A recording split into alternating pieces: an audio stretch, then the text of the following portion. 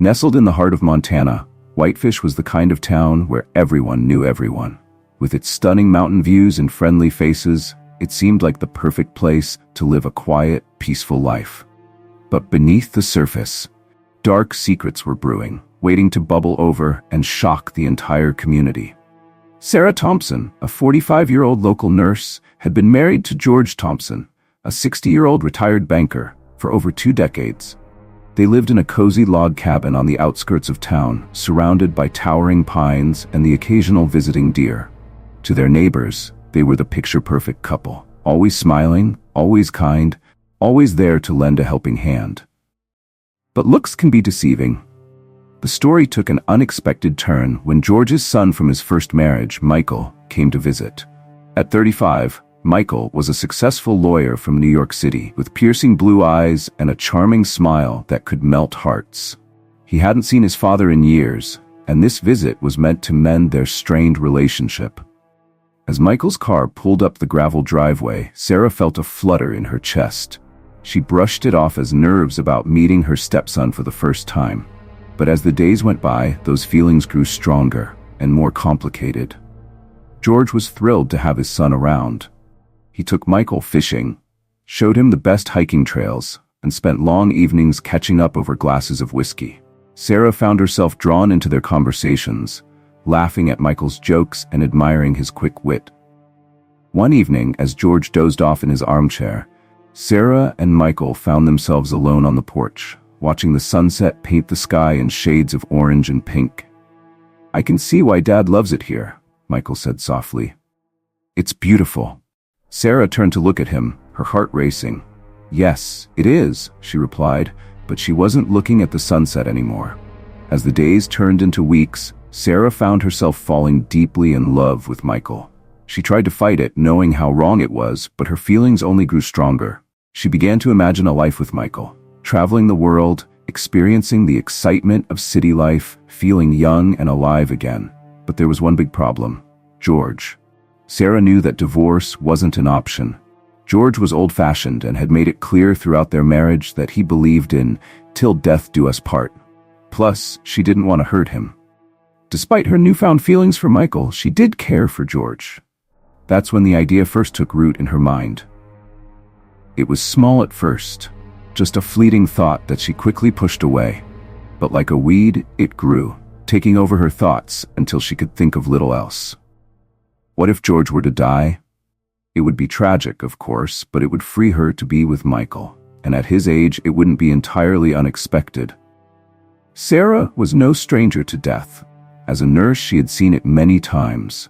She knew how fragile life could be, how easily it could slip away. And she also knew about medications, their uses, their side effects, and their dangers. She began to formulate a plan.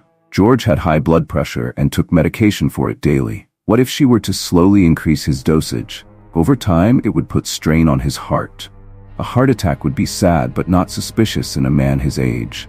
Sarah felt sick at the thought, but she couldn't shake it. She loved Michael more than she had ever loved anyone. This was her chance at true happiness. Perhaps her last chance. Didn't she deserve that? One night after George had gone to bed, Sarah crept into the bathroom and opened the medicine cabinet. With shaking hands, she took out George's blood pressure medication. Just a little more each day, she told herself. He wouldn't even notice. As the days passed, Sarah's guilt grew along with her love for Michael. Every morning, as she handed George his pills, her stomach churned. Every time he complained of feeling tired or dizzy, her heart raced with fear and remorse. Michael, oblivious to Sarah's inner turmoil, continued to be charming and attentive. He helped around the house, cooked meals, and regaled them with stories of his life in New York. Sarah found herself falling deeper in love, which only strengthened her resolve. One evening, as they all sat around the dinner table, George reached for Sarah's hand. "I'm so glad you two are getting along," he said, smiling at Sarah and Michael. "It means the world to me." Sarah felt as if she might vomit right there at the table. The guilt was eating her alive, but she couldn't stop now. She was in too deep. 3 weeks into Sarah's plan, something unexpected happened. George came home one day with a spring in his step and a wide grin on his face. "I've got great news," he announced. I went for my checkup today, and the doctor says my blood pressure is lower than it's been in years. He's even talking about reducing my medication. Sarah felt the blood drain from her face. This wasn't supposed to happen. How could his blood pressure be lower when she had been increasing his dosage? That night, she couldn't sleep. She tossed and turned, her mind racing. What had gone wrong? Had she made a mistake with the pills? Or was George's body somehow adapting to the higher dose? As she lay there in the dark, Sarah made a decision. She would have to take more drastic action. The thought made her sick, but she was desperate. She couldn't bear the thought of losing Michael. The next morning, Sarah woke up early. She went to the kitchen and began preparing George's favorite breakfast, blueberry pancakes with maple syrup. As she mixed the batter, she reached into her pocket and pulled out a small vial of clear liquid. With a trembling hand, she poured it into the batter. Just as she was about to pour the first pancake onto the griddle, she heard a voice behind her. "What are you doing?" Sarah whirled around to see Michael standing in the doorway, his eyes fixed on the vial in her hand. I was just... Sarah stammered, but she couldn't find the words. Michael's face hardened. "I've been watching you," he said quietly. "I've seen you messing with Dad's pills. I didn't want to believe it, but... Sarah, what have you done?" Sarah felt her world crumbling around her. "Michael, please," she begged. "You don't understand. I did it for us, so we could be together." Michael's eyes widened in shock and disgust. "Together? Sarah, I'm not in love with you. I never was. I was just being nice because you're my father's wife." Sarah felt as if she had been slapped. All this time, all her plans, her guilt, her dreams of a future with Michael, it had all been in her head. The commotion had woken George, who now appeared in the kitchen, looking confused and concerned. "What's going on here?" he asked, looking from Sarah to Michael. Michael, his face pale with anger and shock, told his father everything. About Sarah increasing his medication, about her plans to poison him with the pancakes. As he spoke, Sarah sank to the floor, sobbing uncontrollably. George listened in stunned silence. When Michael finished, he turned to Sarah. "Is this true?" he asked, his voice barely above a whisper. Through her tears, Sarah nodded. "I'm so sorry," she choked out. "I don't know what I was thinking. I thought I was in love with Michael. I wanted us to be together, but it was all in my head. I've made such a terrible mistake." The next few hours were a blur. There were police cars, questions, handcuffs. Sarah found herself in the back of a patrol car, watching through the window as her life fell apart. George, despite everything, looked more sad than angry. As the police led Sarah away, she heard him say to one of the officers, "I just don't understand. We were happy. At least I thought we were." Michael stood by his father's side, his arm around the older man's shoulders. As the patrol car pulled away, Sarah caught one last glimpse of them. The life she had, and the life she thought she wanted, both now lost to her forever. In the months that followed, as Sarah sat in her cell awaiting trial, she had plenty of time to reflect on what she had done. She thought about the life she had thrown away, the trust she had betrayed, the love she had imagined. She thought about George, who had always been kind and loving, even if their marriage had lost some of its spark over the years. She thought about Michael and how she had projected her own desires onto him, seeing what she wanted to see instead of what was really there. Most of all, she thought about herself. How had she become this person? How had she convinced herself that murder was the answer to her midlife crisis? As she sat there, day after day, Sarah realized that the person she had really betrayed was herself. In her desperate attempt to recapture her youth and find excitement, she had lost sight of who she really was and what truly mattered in life. The trial was the talk of Whitefish. People who had known Sarah for years couldn't believe what they were hearing. How could the kind nurse, who had cared for so many of them, have done something so terrible? George testified, his voice heavy with sadness as he recounted the years they had spent together and the shock of discovering her betrayal. Michael spoke about his visit, how he had noticed Sarah's strange behavior, but hadn't wanted to believe the worst. Sarah's lawyer argued that she had been suffering from depression and had not been in her right mind. But as Sarah listened to the testimony, she knew that wasn't true. She had known exactly what she was doing. She had just been too blinded by her own desires to see how wrong it was. When it was her turn to speak, Sarah stood up, her hands shaking. She looked out at the courtroom, at the faces of people she had known for years, at George and Michael sitting in the front row. "I'm guilty," she said, her voice barely above a whisper. "I did a terrible thing, and I'm so sorry. I don't expect forgiveness, but I want everyone to know how deeply I regret my actions." The judge sentenced Sarah to 25 years in prison for attempted murder. As the gavel came down, Sarah felt a strange sense of relief. She knew she deserved this punishment, and in a way, it was a chance to pay for what she had done. As she was led out of the courtroom, she caught George's eye one last time. To her surprise, she saw not hatred in his eyes, but a deep, profound sadness. In that moment, Sarah realized the full extent of what she had lost. Not just her freedom, but the love of a good man who had always been there for her. Life in prison was hard, but Sarah was determined to use her time wisely. She volunteered to work in the prison library, finding solace in books. She joined support groups and began to understand the twisted thinking that had led her to make such terrible choices. She wrote letters to George, to Michael, to her old friends in Whitefish. Many went unanswered, but she kept writing anyway.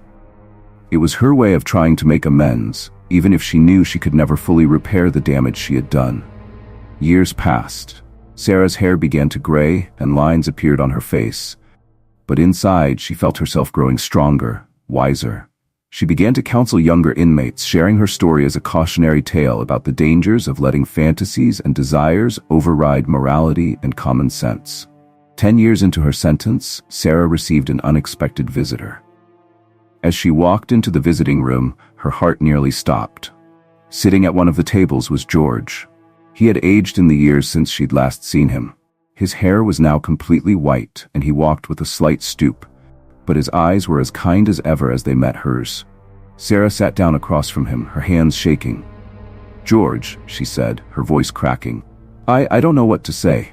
George reached across the table and took her hand. "You don't have to say anything," he said softly. "I just wanted to see you, to tell you that I forgive you." Sarah burst into tears.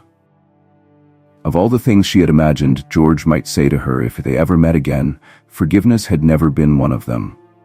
"But why?" she asked through her tears. "After what I did." George sighed. "It's taken me a long time to come to terms with what happened," he said. "I was angry for a long time, hurt, betrayed. But over the years, I've come to understand that we all make mistakes. Some bigger than others, sure, but we're all human. And holding on to that anger was only hurting me." They talked for hours about the past, about the years that had gone by. George told her about his life. He had moved to a retirement community in Florida, taken up painting. He even showed her pictures of his grandchildren. Michael had gotten married and had kids of his own. As their time came to an end, George stood up. "I can't change what happened," he said. "And I can't say that things will ever be the way they were before. But I want you to know that I don't hate you, Sarah. I hope you can find peace." George's visit was a turning point for Sarah. The forgiveness she had never expected to receive gave her a new sense of purpose. She threw herself into her rehabilitation programs with renewed vigor, determined to become someone worthy of the second chance she had been given. She started a support group for other inmates struggling with guilt and regret. She wrote a memoir about her experiences, hoping that her story might serve as a warning to others who might be tempted to make the same mistakes she had. As the years passed, Sarah received more visitors. Michael came once with his wife and children. The meeting was awkward, but not unkind. Sarah's old friends from Whitefish started to write and visit more often, sharing news of the town and reminiscing about happier times. Finally, after 25 long years, the day of Sarah's release arrived. As she stepped out of the prison gates, she felt a mix of emotions: fear, excitement, regret, hope. To her surprise, there was a small group waiting for her. George was there, leaning on a cane but smiling warmly. Michael stood beside him, looking uncomfortable but present. And there were a few faces from Whitefish, old colleagues from the hospital, neighbors who had known her for years. Sarah's eyes filled with tears as she looked at them all. "Thank you," she said softly. "Thank you for being here." George stepped forward and gave her a gentle hug. "Welcome back to the world, Sarah," he said. Sarah's re-entry into society wasn't easy. She moved to a small town on the other side of Montana, where she could have a fresh start. She found a job working at an animal shelter, finding healing in caring for creatures who didn't judge her for her past. She stayed in touch with George, their relationship evolving into an unlikely friendship. They would never be what they once were, but there was a deep understanding between them now. A bond forged through pain and forgiveness.